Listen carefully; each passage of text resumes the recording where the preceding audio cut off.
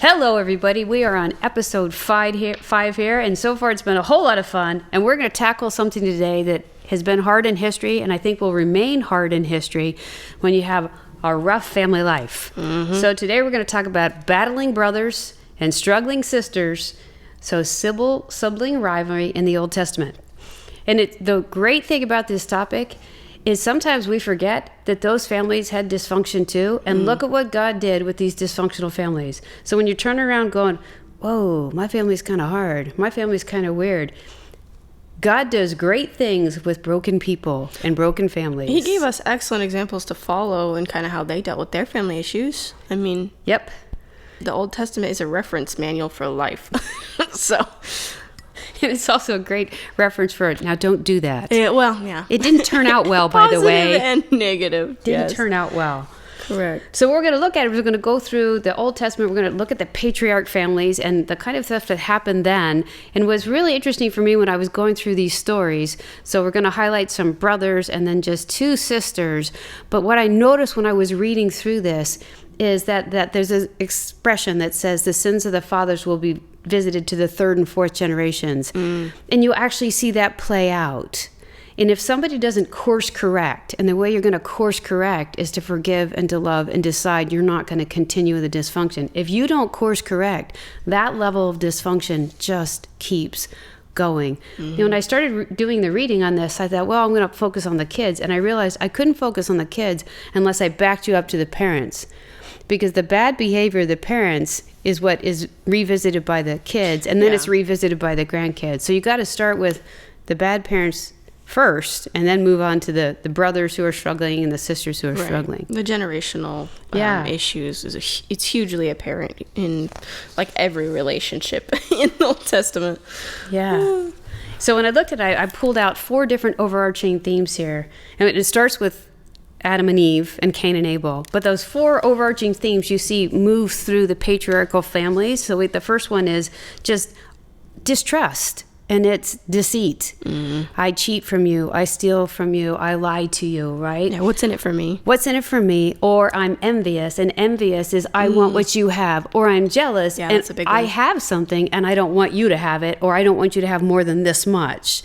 And you just keep seeing those play out, and when it happens in one generation, we see it turn around and happen again. Okay, so if I'm envious, if I'm jealous, if I'm deceitful, and if I'm faithless to God, or if I show favoritism, we see that come right back around. So it's almost like instant karma. Next generation, hey, you guys, look what you did. Here it is again. And the other one is bad behavior often gets rewarded in kind. So someone who's deceitful, whoa, your turn. Now you get to see what this is like from the other side. Yep. You thought you were going to get away with that? I don't think so. I don't think so. And sometimes it's even stepped up from what you did. You did this, I'm going to just move it up a notch. Yep. And another thing is, and this one just keeps coming back, no matter how broken these people are, God keeps working good through them. If God chooses us, and I'm going to work through that. And the nice thing is some of them actually stop and they're repentive. Like, okay, I'm sorry I screwed up, God. I know I screwed up. Please do your work through me. And the last big takeaway is forgiveness and love can heal generational issues. And you see that. You see that in a very, very powerful way when we hit Joseph. I could choose to not forgive, and I choose to forgive. It's interesting because this is a huge conversation that's kind of being had in like the mental health area, because if you're on social media, there's a huge push in the mental health movement, and a lot of, especially people my age, are pushing for, like, oh, my parents dealt with this and I'm trying to break the cycle, right? Yes. You hear that a lot. So it's interesting that this is coming up because it's such a apropos for today's age. Well, there's all these books that started coming out probably within the last 30 years about how do you deal with difficult relationships, so dealing with difficult people, crucial conversations, and all these books have been coming out. How do you become mature and forgive? How do you move on? How do you acknowledge that these things happen and my family was dysfunctional and I had dysfunction? And how do you acknowledge it and figure out how to move on so you don't keep doing what was done to you, right? If like that old adage, if you don't learn from history, you repeat it. Right. So how do I step back and look at it? So it was really fun to dive into this topic because a lot of people look at the Old Testament and a lot of reaction is, golly, they were terrible people. I mean, that was terrible people. But people are people. Yeah. There's still a lot of bad stuff going on now. There's definitely a lot of criticism when viewing the Old Testament fathers, but also the Old Testament God, right? Yes. There's a lot of pushback regarding that, where it's like, well, Old Testament God was mean and angry, and why wasn't he like New Testament God? And I think it was just a question of everybody has a cultural filter. So you filter things that are said and done through what your paradigm is. So if your paradigm is in a patriarchal society, men are in charge and they're large and in charge and do it my way, no highway, you're going to probably project that onto God. And the fact that God keeps reaching back out and pulling you into relationship really makes you stop and go, okay, is that really the God they were dealing with? Because look how many times God reaches back out, and I'll help you reach back out to Jacob. Okay, I'm going to visit you again in a dream. Like, I'm just going to keep reaching back. That's not the unforgiving Father. Mm-hmm. That's the continually forgiving Father. So if you can take your old lens off that says the Old Testament is full of an angry God and a bunch of people who screwed up. Yes, but also no. But it's just it really becomes a question of, okay, now let's get into the story of that, because these type family relationships are typically tough. Mm-hmm. And if people didn't want the Jewish history to be told and be negative, we wouldn't have the Old Testament, right? Because they would have cleansed it and made it look like these were amazing people. All pretty. Yeah, so the fact that all these stories are in there tell you there's got to be validity to it. Mm-hmm. Because you don't go in public and clean your family laundry, right? You make it look nice and neat. You don't write it all down and spill it out. And this book is just full of a bunch of people who screw up and somehow turn back. It's one big dirty laundry session. So you got to reach in there and find out something positive in that story. What is the positive thing I can get out of that? Mm-hmm. So if you start with Adam and Eve, so you got the first father and the first mother, and they have their first two kids, right? So we got Cain, and then we had Abel. And that's the first time. So if you start with the parents did something, and then we see it move forward in the kids, right? Mm-hmm. There wasn't a course correction. So they turn away from God. I want to be as smart as God. I don't have to lean on God. I'm going to take the apple of knowledge, and I'm going to do my own thing. Right. So then we now move forward in time. Now we have two sons. We have Cain and Abel. And they represent two different ways to use the gift of the earth. So one is tilling the earth, and the other one is more in a shepherd role, right? Two different ways. And God asks us to use the gifts and talents we have when we come forward and give our sacrifice. Mm-hmm. So we get Abel, who it appears used what he was given, the resources he was given, and gave a beautiful gift to God, put some time and energy into it, and gave a good sacrifice. And it just sounds like Cain kind of slapped it together and showed up. Right. I'm just going to slap this together and show up. So God is happy because God's happy when we connect with God in a meaningful way. Mm-hmm. So we got Abel, who's like, okay, I'm grateful for what I have, and I'm going to say I'm grateful through my sacrifice in a meaningful way. God's happy. And Cain just kind of slaps it together, and God is not happy. Mm-hmm. So if we're projecting happiness onto God, I think a better way to look at it is God's kind of going, gosh, I bet you could have done better. You could have done better. And then he reaches out and he sees Cain kind of going through the garden, and he's pouting.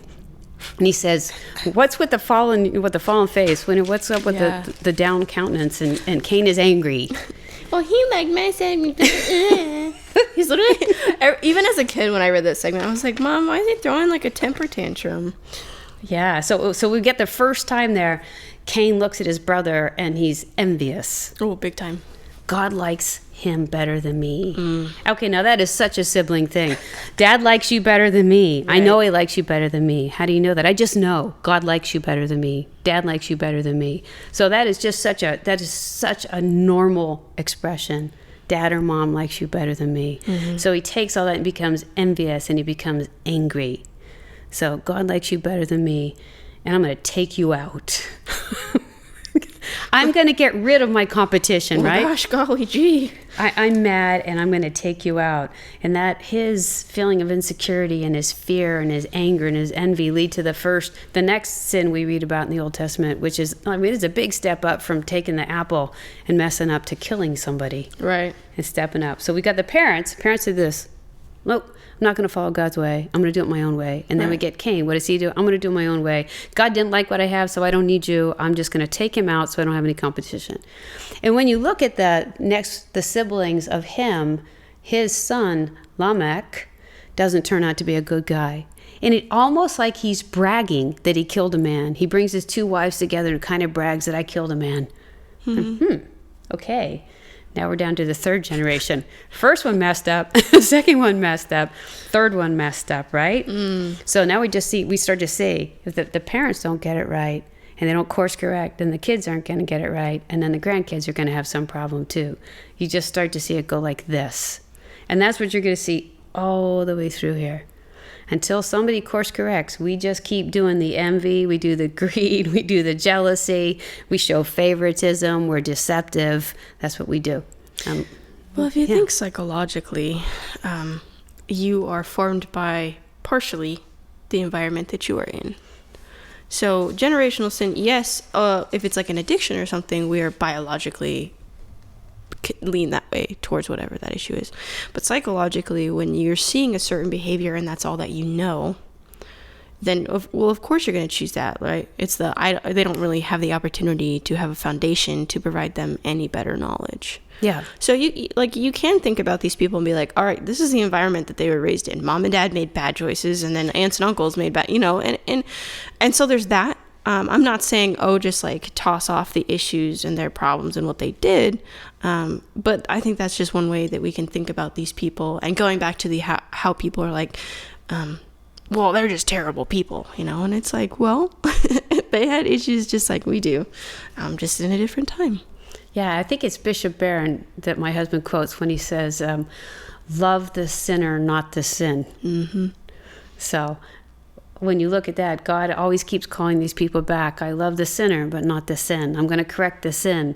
Hopefully you guys are going to get the correction. I'm going to admonish you. Mm-hmm. But the other thing I got out of this story as well, it's the first time we see prefiguring or typology. So Eve is the first Eve, and it means breath. And then she's more of a typology for Mother Mary, the Holy Family. Mm-hmm. So the Holy Family gets it right.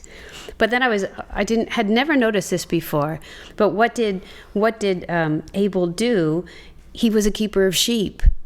So I had that aha moment. I went, oh, wait a second. He was a good guy. He praised and worshiped appropriately, and he was a keeper of sheep. So then when I was reading along, it was like, thinking about who we were going to look at next. I thought, who else was a shepherd? And we've got Joseph. Yes. Joseph was a shepherd, and there was sibling rivalry there, right? So Joseph becomes second in command in the Egyptian kingdom. He's not the king. He's second in command, and he starts as a shepherd. And then we move forward in time, and David is a shepherd who becomes the king. Mm-hmm. And then after him, the typology moves forward to Jesus, who is the shepherd of souls. So I was just amazed to look back and go, that shepherd symbology starts way back in the very first story. Mm-hmm. And the first shepherd was a good guy. It's emphasizing God's teaching on, remember when Jesus says the last shall be first and the first shall be last. Yep. So he's extra emphasizing throughout genealogy, those who are the most humble I will bring up to power, usually because those who are humble are a little bit better at practicing virtue, so they tend to be better leaders. Yep. Yeah, and that goes back to you hit it. So in the Jewish culture, the oldest son typically inherited the largest portion of the estate, often up to 2/3 of the estate, right. And the younger sons got the rest. So if that mindset is, well, the oldest one must have been chosen, the oldest one is special, and God keeps reaching past the first one. So Cain is the first one, and the one who worships correctly and is a good person, is a good shepherd, is the second one. Mm-hmm. And you just see that over and over and over again. God finds whoever God wants out of that big family. It has nothing to do with birth order. Yeah. So people worry all the time about, well, you're the firstborn and I'm the secondborn, and the middle kid is always stuck in the middle. Like, and the youngest one is spoiled. Uh-oh. Unless you're the only girl. Let me tell you something. It works out great for you. So that's that first one. So we got the parents, mm-hmm. original sin. Then we got the first incidents of homicide in this one, which leads to the second incident of homicide. So parents didn't start well, kids didn't start well, grandkids didn't do well. So there it is, the first time we see it. And you get Then we're going to move on to the next story. So moving forward in time, and you get Jacob and Esau. So if you've got to step forward, so remember we talked about this last time, 10 generations after Adam, we get Noah. 10 generations after that, we get Abraham. Okay, so Abraham's son is Isaac, and you brought this to my attention. So the fact that Sarah gives her handmaid Hagar to him because she doesn't have a kid shows him patience on behalf of the woman. God has already said to both of them a couple times, don't worry, I'll give you a son and you will have many generations. And she gets impatient and she gives her handmaid over. And then she gets a son. She's like, well, get rid of the handmaid and the son. Poop, they're out. I brought you a son. And that generational split there, when they finally toss him out, we get Ishmael and we get the 12 tribes. And then that generational dysfunction literally leads into nations. We get the Christians who come out of Abraham, and we get the Muslims who come out of Ishmael. All goes back to two brothers, right? Goes back to two brothers and two wives that didn't get along. Well, it was not only it was not only impatient towards God, but it was also not trusting her husband, because he communicated that to her. He said, God said this, so I guess we're supposed to wait, or do whatever, continue with our lives. And for her to still be like, well, he's taking too long and I don't believe you. And it's like, wow, okay, geez. Yeah, because when we get to the sisters, we're going to see the same pattern again when the wife doesn't want to wait and tries to take matters into her own hand. So now when you move forward in time, the next story that gets your attention about sibling rivalry is Jacob and Esau. So we move forward probably, 10 generations. I don't know how many years that would be. Move forward in time a lot to Genesis 25, and we get the grandchildren of Abraham and Sarah. And we get the son of Isaac and Rebekah. And Isaac and Rebekah's son, Jacob. And they have two sons born at the same time, and they're twins. Right. So I'm a twin. So there's a running joke about twins who got to come out first. I was born first. I was born. Yeah. So I always introduce my twin sister and say she's my older sister. And she always corrects me by saying 5 minutes. 5 minutes. But I think a lot of twins would tell you that story, like which one comes out first, and the ribbon goes back and forth. I was special because I was first, or mom wanted me more, so I was born first, and you had to come after me. Mom wanted me more. My God. So my response was, well, you pushed your way out. That was the problem. There you go.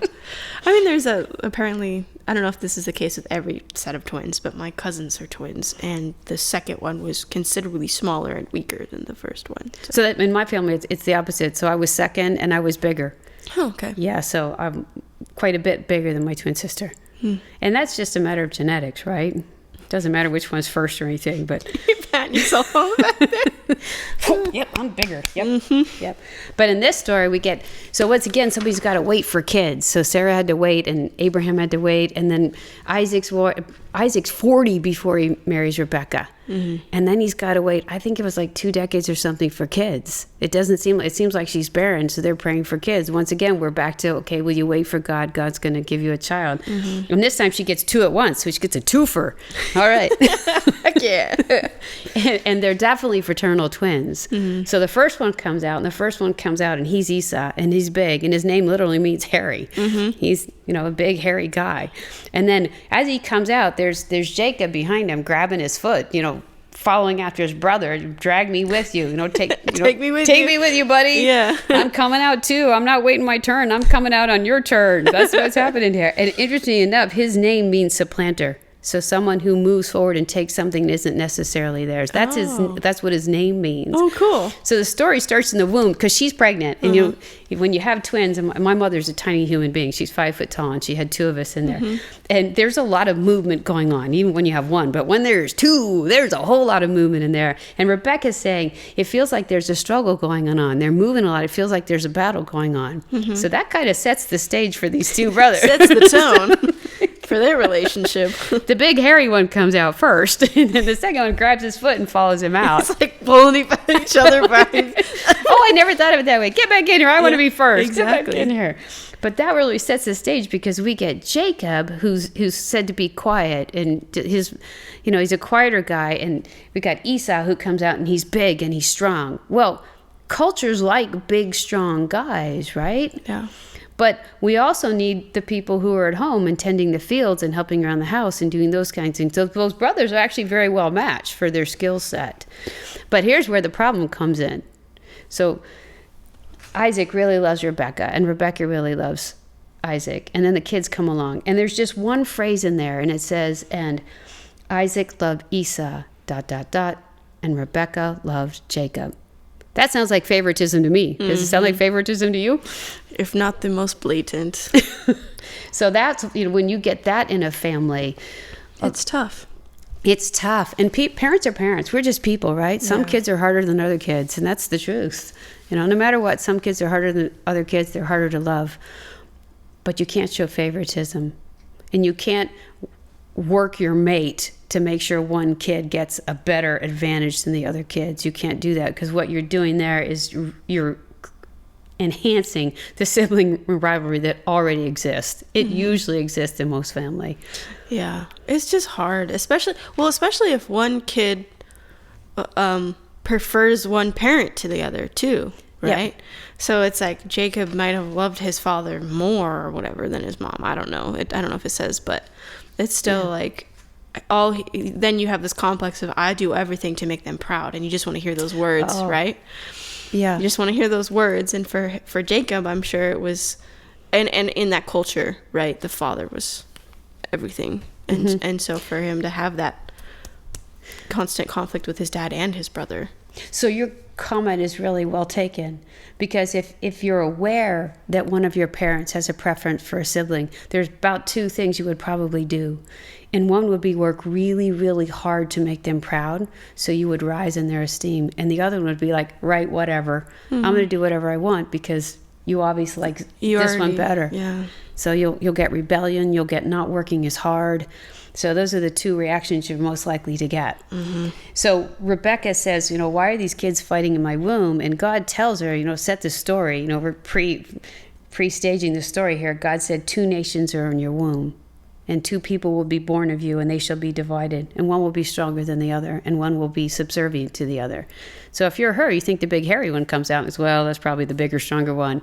But it's actually the other way. The bigger, stronger one doesn't get it, doesn't get everything. And it's because the mother favors Jacob. So it sounds like Rebecca and Isaac is this great love story. He basically falls in love at first sight. It's his mother's cousin's daughter, and she's beautiful, and she seems to be well-read and humble and everything. But when the kids come along, that relationship starts to change. I have a preference, and then you change. Your personality and your relationship as a parent changes. Your relationship with your spouse changes. So she realizes that the oldest one is probably going to get the majority of things. So she starts becoming deceitful. I want the one I love more to get more. And you see a rift between the parents. So when he gets old, it sounds like he's quite a bit older than her, because it says she's basically mothering him. She's taking care of him. He's old. It sounds like he's bedridden now and he's going blind. He's close to death. So he says, well, have Jacob come in here because I want to make a nice meal. He calls Jacob in. Hey, buddy, go hunting. I love what you hunt. Make me a really nice meal. It might be my last meal, and I want to give you a blessing. So, Esau does what he's told, and Esau goes out and does this. Well, Rebecca overhears the conversation, goes running over to Jacob, says, all right, your dad told his brother to do this. I want you to dress up and pretend you're him and make a meal and go present the meal to him so you get his blessing. Well, Jacob could have said no, right? But he didn't. He didn't say no. So part of you goes, well, why didn't he say no? Well, he's his mom's favorite, so you want to make mom happy, so you do what she says. But the other part could have been he knew that Isaac preferred his brother, so I'm going to do what she says because otherwise I won't get my fair share. So he does what she says, and he makes the meal, and she puts fur on his arms so he's hairy like his brother, and he goes and prepares the meal, and he's deceitful. The mother and the son are together in this deceit. And they know exactly what they're doing. Oh, yeah. So here we go. He goes in and then gets the blessing. And his brother finds out what happened. Okay, well, if you were Esau, would you be happy? No. Ticked. Yeah. Ticked. And God says, well, I already gave you my blessing. And he says, wait, you don't have any left? Okay, that was always my question. It's like, you don't have more than one blessing? Yeah, because by the way, Abraham had all these kids and he blessed them, and I don't know. Jacob blessed all these other kids, but checks pockets. I'm fresh out of blessing. So when Jacob runs away, like he knows this big hairy guy's probably going to take me out, right? Because I just took all of it. I'm going to inherit everything, almost everything now. So with him, I'd be ticked. I'd figure out how to take me out of the picture. So he goes in, and the father gives him a second blessing. Say, well, basically the second blessing is to the effect of, you will have good things, and you will have wealth, and you will have progeny, but you will be subservient to your brother. Ooh. That's not a nice touch. Yeah. So I was just deceived by my wife and my son, but I'm sorry, that's the best I can give you. Oh, shoot. That's so tough.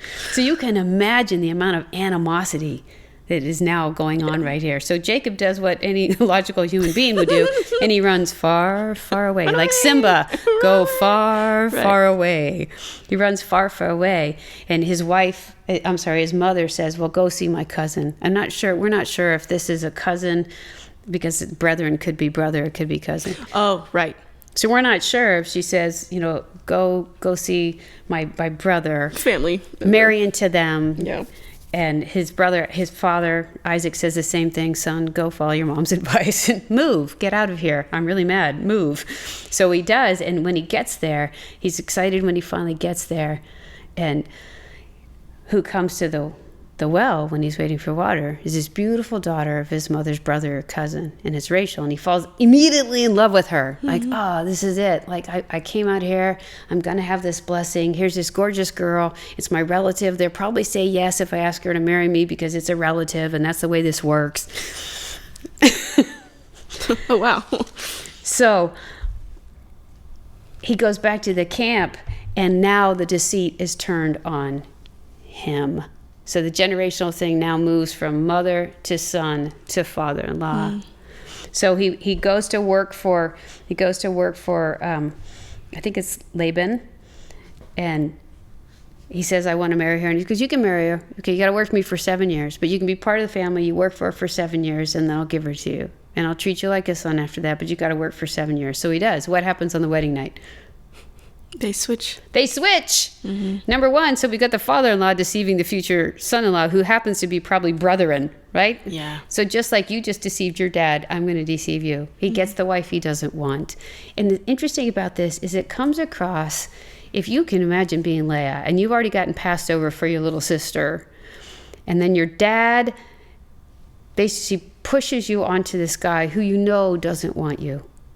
You know that doesn't want you, but you really love him, and you really want to be a mom. If you're Leah, you do what your dad says, right? Because number one, it's humiliating. You haven't been married off. You do what your dad says, but she probably had some pretty mixed feelings about that. Yeah. Because I'm taking the husband my sister wants too, and he doesn't want me. But the nice thing about Leah, she actually comes across as prayerful. She knows that to be a good wife, she gives him sons, and she's loving and supportive. So you don't read anywhere in this story about Leah being demanding with Joseph. Short-tempered, nothing. She just keeps praying. Maybe if I have a son, he will love me. God, give us a son. Give us a son to carry on the name, but maybe if I have a child, he will love me. And you keep seeing her pray to God. So, of course, Jacob isn't happy about what just happens. He goes, not the one I wanted. Well, if you want the other one, you're going to have to work for another 7 years. He immediately agrees, and he gets her too. Rachel's a completely different story. Rachel, like you taught me last week, she's impatient. It sounds like she's willful. She's impatient. She's demanding with him. When after a while she hasn't had a kid, and she gets mad at him, and he says, well, why don't you give me a son? He goes, don't look at me. Don't look at me. What am I supposed to do? But when you understand that culture, you realize if a woman who was barren was often made the butt of jokes by the other women in the tribe or the other women in the village. So she was probably being gossiped about behind her back, and she knew it. It's interesting to me that always in the Bible it says, and she was barren. Like, did they not think about that maybe he was barren? Yeah. I don't know. That's a whole conversation, but it's in the Bible specifically. It's always like, and she was barren. And it's like, well, that's a two-way street there, Bob. Yeah. So when you go forward, you watch the envy between the two sisters now. Yeah. So there was envy in the generations, and now it's moved on to another generation of women.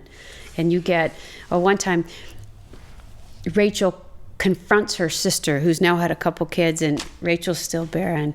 And she confronts her sister, and apparently they thought mandrake, whatever this was, it's a plant, would make you fertile. And she says, she looks at her sister and she goes, tell your son to go out in the field and bring me some mandrake. Mm-hmm. What are you doing dictating what your sister does and what your nephew does? Right. She basically demands, go out in the field and bring me some mandrake. Leah basically says, well, at that point, I think she'd already had 4 kids and she hadn't had any more. And she knew, okay, if I have more, he'll love me more. So she said, well, he can go out in the field and get mandrake, but I'm going to take it too. So here she is, and she goes back to praying. She prays again. And sure enough, she has 2 more kids. And guess who's still barren? The demanding one. Ugh. The one who isn't praying, right, who isn't reaching out to God, doesn't have kids. So she finally gives her maidservant to Jacob, because that was a common practice. If I'm barren, I will give my maidservant to you to carry on the name, to carry on the lineage.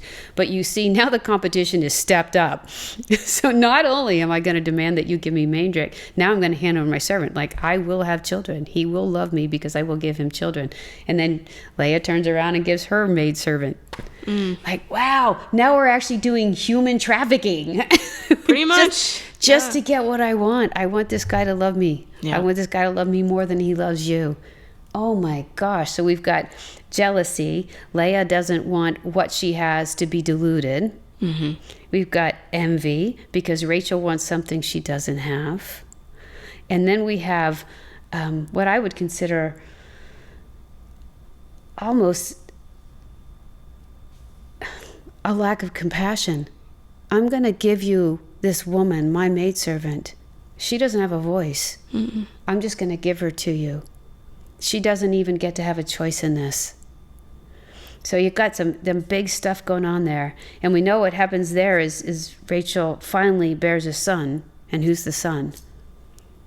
Joseph. Mm-hmm. And Joseph's name means he will add. So if you're them and you're well-versed, you know, how do you make your family bigger? How does your life have a legacy? You have sons, because sons have more sons, and they mm-hmm. bring you wealth and power and everything. So she names her son Joseph, which means he will add. Mm-hmm. So here's when now we're going to go circle back to Jacob, and his deceit comes back full circle one more time. So he's been working there a long time. We know he already worked 14 years for these 2 sisters. Already did that, and he's apparently an accomplished shepherd because the sheep keep increasing. So his father-in-law is now becoming very wealthy. Mm-hmm. And Jacob decides it's time to go home. It's time to go back. I have wives, I have kids, I'm very wealthy. I would like my share, basically. So he looks at his father-in-law and he says, I would like my share. I would like to go back to my own people. And his father-in-law pulls this trick on him and says, well, you can have these certain sheep, but only these certain sheep. Oh, right. I remember that. Right? So you can only have these ones. Right. So Jacob knows it sounds like Jacob knows more about breeding than his father-in-law. So he sets it up that he breeds the sheep. So the ones he was said, you can have these ones, there's a lot of them. And he ends up having a lot more sheep. And his father-in-law figures out what happens. Right? Yeah. So now we just keep watching the men do this thing back and forth. I'm going to deceive you. I'm going to deceive you. Like, here we go back and forth. Mm-hmm. So Laban finally gives up and says, okay, you can go back. You can go back. And here's the last thing, the deceit in this story. Well, there's one kind of side of Jacob, you go, wow, you are spineless. But as he looks at his wives and he goes, okay, I'm going to go back. I'm going to go back to my people. And it almost sounds like he's giving them an out. Do you want to stay here with your dad? Mm. Well, okay. And they both come together on this one. They're united on this conversation about, like, everything that would have been my father's would be us. But he has been kind of squandering what he has. And he hasn't been honest with us. He gave you Leah instead of me. So we want to go with you and your people. So they pack up their stuff and they flee, basically. And what you read is one sentence. And Rachel took the gods from her father's house. So before she leaves and she goes into his house, and whatever gods they different had, these little statues, she picks them up and she packs them in her duffel bag.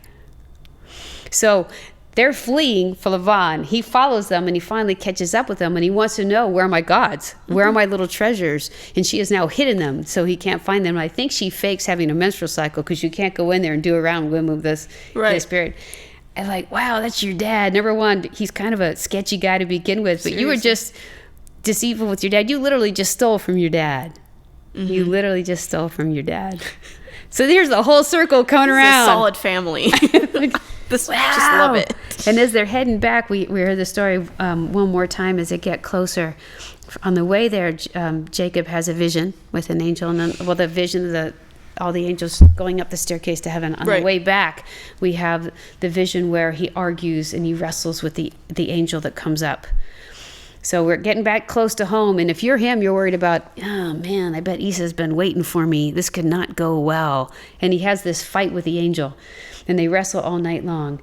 And finally, the battle is over, and his hip is pulled out of the socket. So this must have been quite the fight. And he limps for the rest of his life. But it's a sign that I battled with God one more time, and I acquiesced. Right. I acquiesced to God. And his name gets changed there from Jacob to Israel, which means he who battles with God, or he who fights with God. Mm-hmm. And here's the part of me that just goes kind of sketchy last move. So they get close to where he was going to meet with his brother, and he wants all the women and children to move forward ahead. And he basically says, you can have... you guys go first. You guys can have all my animals and everything. Just like, and I'm going to tell my brother he can have all these things. It's just like, wow, okay, buddy. Okay. And the nice thing about that, Esau does forgive him. Mm-hmm. He does forgive him, and they don't have bloodshed in the family line. But it's just such an interesting story. What goes around comes around. You and your mom were deceitful. Mm-hmm. You were deceitful. Your father-in-law was deceitful to you. You were deceitful back to him. He was deceitful back to you. Your wife stole from him. Like, oh my goodness. Just one thing after the other. But the one huge benefit out of this is the child who comes out of the relationship with Rachel is Joseph. Mm-hmm. And Joseph is the one who breaks the cycle. Yeah. So you move forward in time. Joseph, he will add, breaks this cycle. Because somebody's got to turn around and stop doing these things. So then we move to the last group in here. Stay with us. The last group is what becomes the 12 tribes of Israel. So Jacob, and they're all back there. Unfortunately, Rachel dies on the way there. And the 12 tribes move back near Esau. And those are the 12 sons. So out of those 12 sons, Leah, who was the one who really wasn't wanted and who was prayerful, kept praying.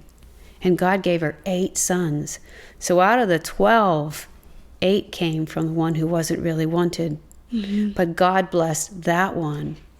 And the tribes because of her faith. The tribe that led to David, that led to Jesus, came from Leah, not Rachel. But the one who saved the 12 tribes is the son of Rachel. So God used both women who were like this, both women to do great things. So the last part of this is the 12 tribes. And you talk about the ultimate culmination, worst case of all time. Guy's got 12 kids, 12 kids by 4 women. Number one wife is enough. Like, that's a lot of work. Like, you got 4. You're up here. 4. And we go back to what we experienced with Isaac and Rebecca. Favoritism. So who does Jacob, now called Israel, favor? It's Joseph, right? Joseph of Rachel. Mm-hmm. And the brothers know it. Big time. They know it. Mm-hmm. He shows the favoritism. They all get a robe. And back then it was a huge deal. Like, your robe was what you slept in. You wrapped it around you. And he gets a colorful robe. He gets the robe of many colors. The other ones probably get some, like, off-white brown. You know, like that. And Joseph gets the multicolored one. And Joseph goes out to tell his brothers. They're out in the field, and once again, there's the shepherd thing. Like, he's a shepherd. He goes out and he goes, hey, you guys, I had a dream last night. And in my dream last night, here's what happened. And all these sheaves bowed down and bent to me, and I was the big sheaf. It's like, you arrogant jerk. Yeah. Not only does dad show you favoritism, you're just so full of yourself. You think we're going to bow down to you. And of course, they don't like him. Mm-hmm. And it says in here, they basically talked unkindly to him, which means they probably dissed him a lot. Yeah. You jerk. Big time bully. And then we have the second dream, and he tells his dad and his brothers about this. Even his dad kind of goes, what? what? You think I would have bowed down to you? He's like, kind of get a little comeuppance here. Yeah. And what do these brothers do? They plot to kill him. Let's go back. Who killed somebody else? Now would be the third time this is happening, right? So Lamech killed somebody. We got Cain killed somebody. Now the brothers are planning to kill Joseph. I'm like, There's a little bit. I guess that's one way to solve your problems. Yeah, take whoever it is out of the picture. Just take them out. But you see, once again, what happens when there's favoritism? There's anger and there's envy when you show blatant favoritism And hurt. Yeah. It's anger because of pain, and everyone wants to be included, everyone wants to be loved, everyone wants to be favored. And to have, within friendship relationships, it's hard enough. Imagine how we all feel when, I didn't get invited to this, I didn't get invited to that. Yeah. And that's like such a shallow version of it's like, imagine your parent being like, and it's like, whoa, like, ouch, right? Can you imagine your mom being like, I don't know. Yeah, buddy, I'm busy. We're not having a birthday party. Sorry. Exactly. Oh my gosh. And then you turn around and your sister gets the whole shebang. Yeah. But yeah, in this story, so God does intervene, and Reuben says, okay, we're not going to kill him. We're going to kill him. We're going to put him in a cistern, which means he could probably just die in his own, because he could dehydrate. So it's not our fault, guys. It's not really our fault. He just fell in there. So they drop him in there, and they end up selling him. And the Ishmaelites, remember the name Ishmael? Oh. Okay, let's go back in time. The descendants of Ishmael, the Ishmaelites, come back and they buy him, and they turn around and they sell him to the Egyptians. Now go back, I think it was our last podcast, like anytime you hear Egypt, think, oh no, bad. Those are evil people. Those are bad people.